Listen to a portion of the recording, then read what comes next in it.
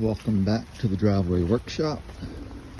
Today I'm in front of the house here in the road. It is raining pretty good here. So this video is going to be pretty short because I don't want to get my phone all wet, but I'm working on our 2012 Dodge Caravan. I had to replace the alternator and the lower radiator hose. So just a couple of things. There are other videos on YouTube about this, and I watched a few of them. I would go with the one that says remove your radiator fan and pull your alternator up through this gap right here. Now you do have to remove the inner fender liner to get into the serpentine belt, and that's fairly simple.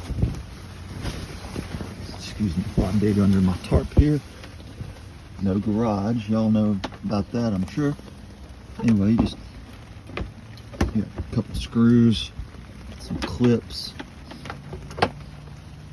and that will allow you access down here to your serpentine belt.